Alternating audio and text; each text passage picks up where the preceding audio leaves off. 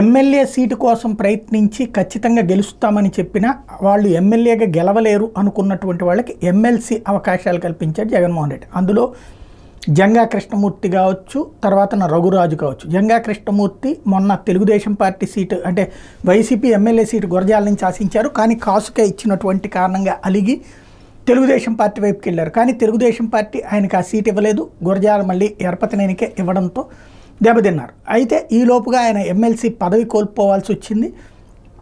తాజాగా అనర్హత వేటు పడింది. ఇప్పుడు రఘురాజు ఎవరైతే వైఎస్ఆర్ కాంగ్రెస్ పార్టీ తరఫున ఎమ్మెల్సీగా ఎంపికయ్యి ఆయన ప్రస్తుతం అనర్హత వేటు ఎదుర్కొన్నారు. తెలుగుదేశంలో చేరినటువంటి నేపథ్యంలో ప్రస్తుతం తనకి సంబంధించి కూటమిలో చేరినటువంటి నేపథ్యంలో తనకు అక్కడ సీటు లభిస్తుందని ఆశించారు. ఈ నేపథ్యంలో ఇక్కడ తన పదవికైతే రాజీనామా చేయలేదు.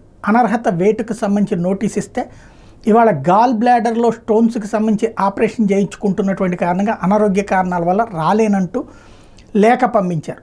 అయితే ఎప్పుడో విచారణకు సంబంధించి జరగాల్సి ఉంటే ఇన్ని రోజులు ఆగినటువంటి నేపథ్యంలో ఇప్పుడు ఆయన మీద అనారోగ్య కారణాల వలన యాక్షన్ తీసుకోకుండా ఆగిపోతారా, లేదు యాక్షన్ తీసుకుంటారా అంటే అప్పుడు ఎమ్మెల్సీ ఇంకొక పదవి ఖాళీ అయినట్టు అవుతుంది. ఈ రెండు కూడా తెలుగుదేశంకి ఒక రకంగా ఫెచ్చింగ్ అవుతుంది. ఎందుకంటే రేపొద్దున తెలుగుదేశం అధికారంలోకి వస్తే వాళ్ళని పెట్టుకోవడం అవుతుంది. ఇదే వీళ్ళకే ఇచ్చినా ఆశ్చర్యపోనక్కర్లేదు ఆ సీట్లు.